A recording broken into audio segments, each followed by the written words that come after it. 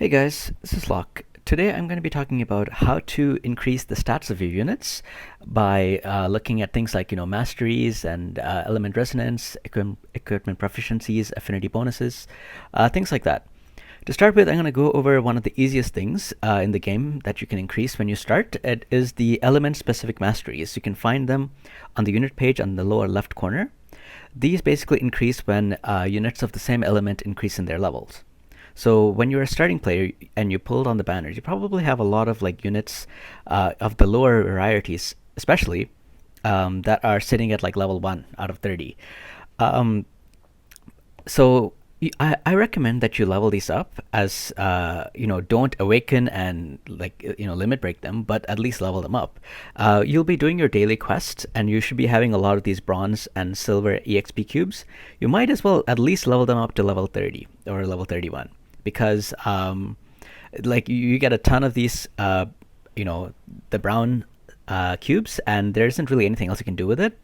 So level them up at least to 31 with this, and level as much of these as you can. If you only have a limited number of these brown spheres, because you're starting kind of new, um, try to pick an element that you think you're going to be using a lot, especially because you have Yuna and Titus. Water and light elements are probably good elements to start with.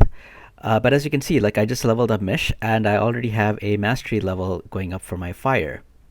So now I'm going to be at fire level 15. These bonuses aren't big, but I mean, that's something, and it's very easy to get them up anyway.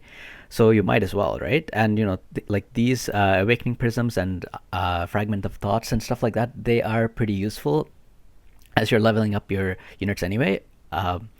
So one other thing you can do, especially for your lower variety units like Mesh, the items needed to limit break them are not difficult to come by, because I think I think I've awakened like everything here, so I can't show you any lower variety units. Oh no, this is an MR. But as you can see, like they're using the Azure Vision Spear instead of the rainbow ones, and the lower variety ones have even lower vision spheres to use. So you might as well use these, at least get them up to the fully limit breaking, as long as you have the shards to it. Don't awaken them, because your one of your bottlenecks is going to be like these fragment of thoughts and awakening prisms, and if you start doing this on like a lot of units, you will probably start to run out of them. So don't awaken them, but for the lower variety, there's no downside in limit breaking them. And if once you do that, you can increase their level even more and get their mastery up. Another thing you can do, once you have limit breaking them and you can level them past level 30, you can actually stick them in the Chocobo Expedition, because you might as well, right? Like they're getting EXP, and most of the time the units in there are already maxed for me anyway. Like take a look at some of these. Like I have very few units that I can put up to level them, and like it gives you very slow EXP over time, but you might as well get something out of it. So every time you're using this, there is a bonus that is associated with it, but it only counts once. So for example, if I put Titus, Yuna, and Garvel in the same expedition, I am not getting any bonuses out of it. I'm only getting the first bonus. So I will get the exact same drops with putting Titus, Yuna, and Garvel, as if I was putting Titus and like Mia and Nish or something, like just two Mia and Nia and Mish. I got their names mixed up. So you might as well just put like two other lower variety units in here, and just to level them up. By the way, I don't think it was worth it to get an extra slot, so don't do that. I made a mistake here, but yeah, just don't do that. So that's probably one of the easiest one to explain. So that's why I was starting with that. The second way to increase your unit's damage output is resonance, and this is actually one of the biggest boosts for a unit. I've covered this in a beginner section as well, but I'm planning to do a more in-depth video this time, and that is pretty important, so I have to talk about it here. So when you look at your Espers, I will pick this one because it's one of my newer ones. So Typhon, if you look at the resonance that I have with different units, you can press the button over here to check. Any unit that has a 10 out of 10 resonance, like Halloween Leela, she gets all the stats on the left side. Like, for example, she will get 826 HP, 85 attack, 91 magic. Those are all the stats that she will get. But a unit that has just like a level 1, like Sakura, level 1 resonance with Typhon, it will only get 10% of all those stats. So she will only get, for example, 82 HP, 3 attack, and 9 magic. You can increase their resonance by taking Typhon on battles. So, for example, I'm going to put it here because I have a slot free here.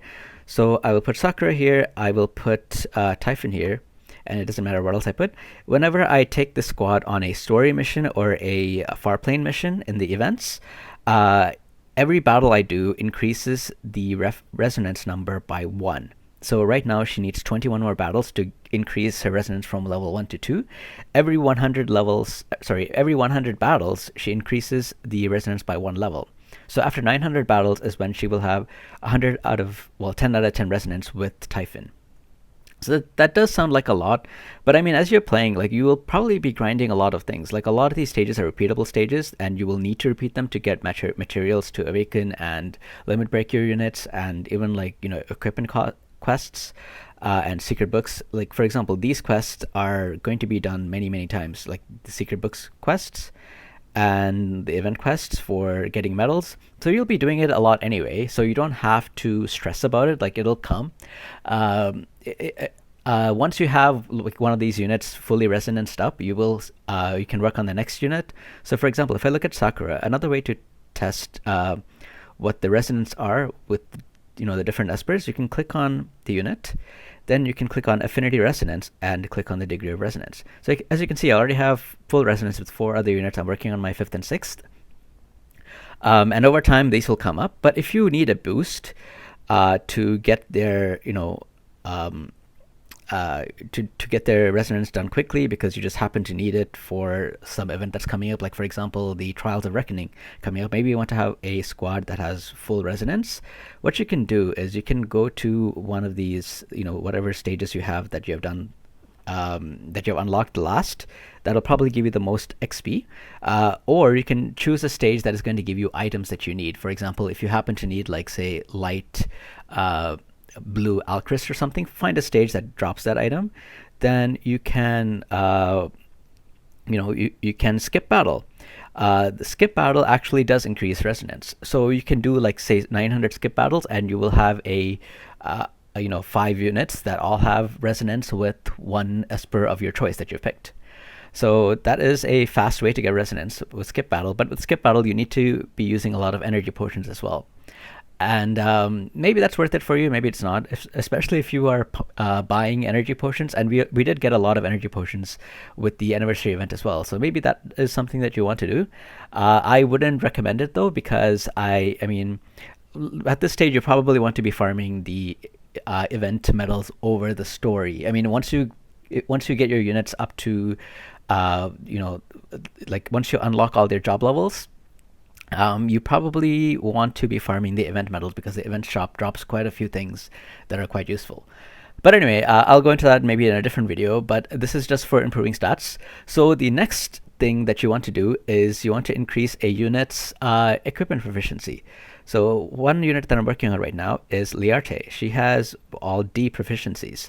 I started by giving her, except for this bow, I started by giving her all R ranked items, and then I'm moving over to SR items when she's getting proficiency with them, because a unit gets more, sorry, not SR, R rank items, because a unit gets more proficiencies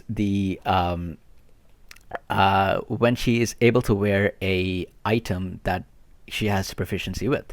Like, for example, if I do like 100 battles with an N ranked ring or a R ranked ring, an N rank ring when she was equipment proficiency E, or, like, say, a UR ring or an MR ring, I will get more equipment proficiencies by working on her with an N ring, something that she can have full proficiency with. Now, I find that equipment proficiencies actually take quite a while to do, especially if you're using, like, say, skip tickets, because skip tickets give you a lot of EXP and gives you a lot of resonance as well. So you might get a unit leveled up to 99, and you might have her fully resonanced up with an Esper of your choice, but your equipment proficiencies might be like, say, D or C or something. So I found the easiest way to bring up a character's unit proficiency is to do it in the multiplayer group. So once I go to a multiplayer group, assuming that you have a unit that can solo like one of these stages, like maybe you're farming Alchrists or secret book events. Like my Halloween Leela is completely able to do this solo. Uh, um, so what I ended up doing, what I usually do is I create a room, I put password on, and I would put the unit, that I want to level up equipment proficiencies with, her fully leveled up Esper and a vision card that would be good. So for example, like say I have a level 99 Yuna with the Bahamut Esper and Bahamut vision card. Even with like I can, in this case I can probably put like N staffs, or even if I put say a high staff like a UR staff, she will probably get a percentage of the stats of the UR staff because she doesn't have the proficiency to use it. But with that setup, I'm pretty sure I can still beat this challenge. I already have Yuna at a rank equipment proficiency, so I can't test and show you that she can do it. But like say Ildira definitely can do it. And if you're having trouble, maybe you will turn off the group and let other people come in, so you have 4 people to do it. So the reason that I'm telling you to do it on multiplayer is because the more times you use a skill or a buff or something in these stages, that's how much more equipment proficiencies you get. So for example, if I'm running say a stage like 4-2, which is very easy, like say this stage. So this stage has all the enemies in a clump, and if I'm using somebody like Halloween Leela, which is the fastest, as soon as this battle starts, she will probably go and AoE everyone down, and the stage is cleared. So all my other characters, except for Halloween Leela, get 0 equipment proficiencies because they did not use any moves. They didn't use any TP or AP skills, so they don't get any equipment proficiencies. In the multiplayer, especially if I'm doing it solo, Halloween Leela will be the only one that's acting, and she'll probably act like say 6 or 7 or 8, maybe even 10 times before that stage is over. So that will drastically improve the speed at which you gain equipment proficiency. So as long as you have a unit that can solo a stage on multi, then you can do that. And especially as a newer player, you probably need a lot of these Alchrists anyway because you want to level up your units, you want to limit break them, and these stages aren't really difficult. And on different days, you have bonuses for the different stages. So I would highly recommend that you pick a stage that gives you a bonus. Like I think tomorrow you get maybe the fire and wind, but I don't know if you have any fire or wind units that you really need. So maybe you can even actually just go to water because I don't know. I mean, it's up to you. Like you might be able to farm fire and wind for future units that you might use, or you might just go to water anyway and like run the stage like say 10 or 20 times with your unit of choice that you're trying to bring up and get the equipment proficiencies done that way. The next thing you can do to increase your unit's stats is something called an affinity bonus. Now, in my opinion, this is the slowest thing to raise. Maybe if you do 900 stages in actual battle with with 5 units and you don't use skip tickets, maybe by the time you have fully resonanced units with Espers, your affinity bonuses might also be maxed out. But generally, I use skip tickets pretty often as well, so I find raising affinity bonuses to be the most tiresome. So let me just take a look and show you what they look like here. So Titus, for example, if I go to, again, the affinity and resonance screen, the first screen shows me the affinity bonuses that I have for different units. So every time I put 5 units into a battle, like in a story mode, for example, all 5 of them will gain 5 affinity bonus experience across all the units that I just took on a mission.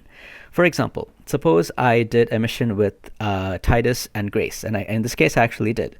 So my affinity bonus to go from level 1 to 2 used to be 200 experience needed. So because I've taken them together on one stage, it went from 200 to 195. When this goes down to 0, the affinity level will increase from 1 to 2, and it'll give me some bonuses. So the amount of experience needed to go from 1 to 2 is only 200, but that amount increases drastically as you go all the way up to level 5. Let me see if I can find a level 4 unit. Okay, so see, you need like 925. You probably need like 1,000 EXP to go from level 4 to 5. And you probably need, say, oh, okay, so that would probably be, I guess, more than 1,000. Because you need 27. Wow. So I don't know how this is working because this seems weird. You only need 925 here, but you need almost 3,000 here. Very strange. Okay, well, okay, basically, it takes a very long time. Let's just say that, right? Because these numbers look a little weird here.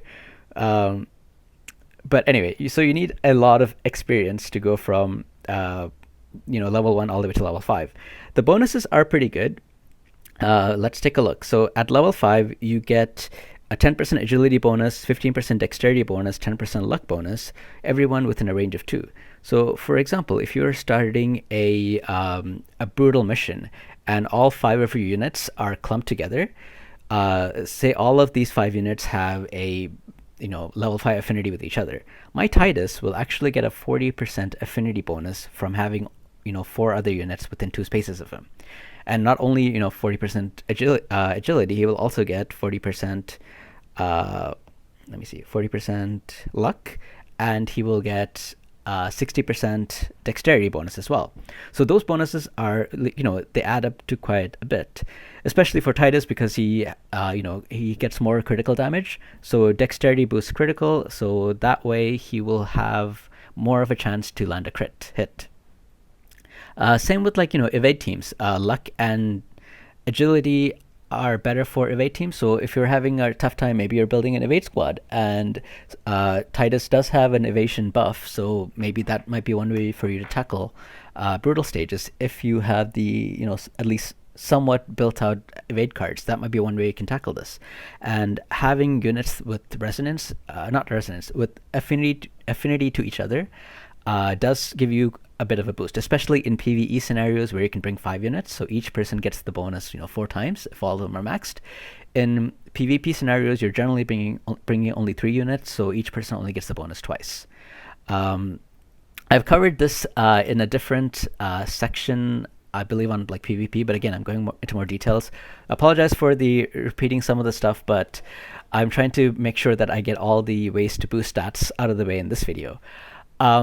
So I mentioned that you get 5 experience for running a battle with all 5 units, and that will happen, no matter what. But there is one way to increase that experience a bit faster.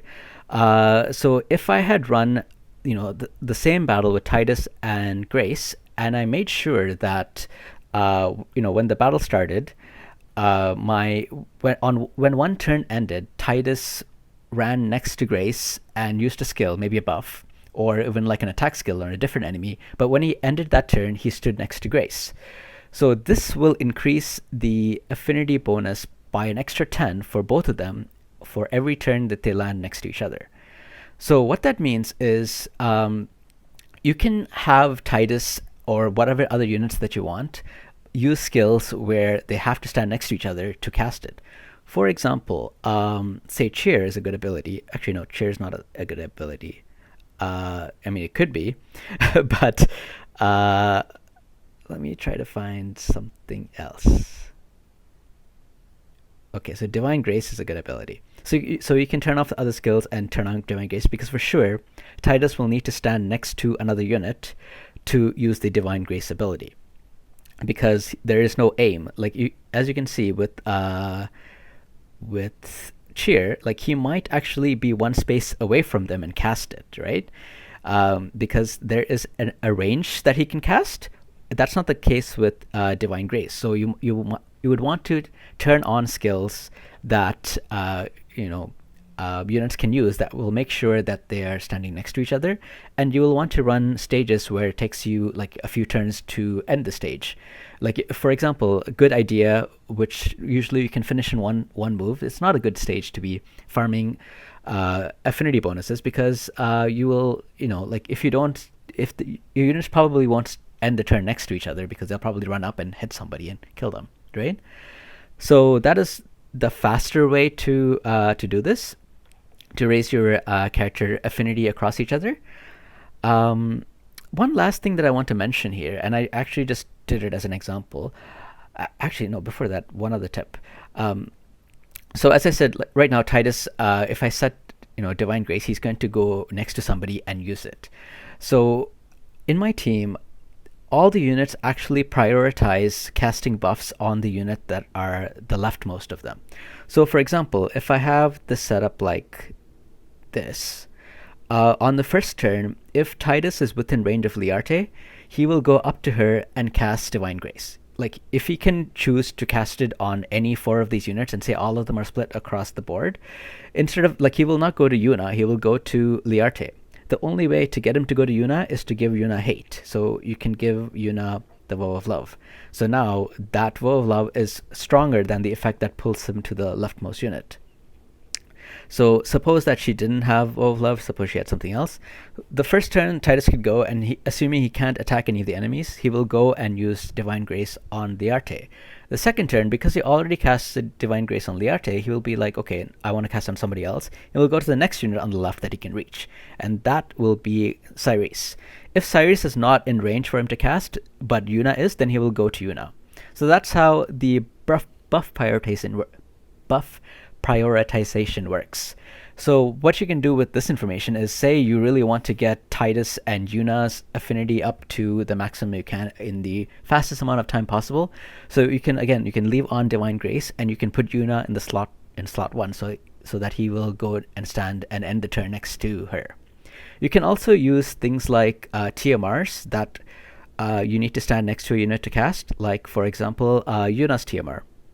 Well, Yuna's TMR is actually not a good choice because he doesn't really he doesn't really use it on auto. But some other like maybe this one? Well, kind of.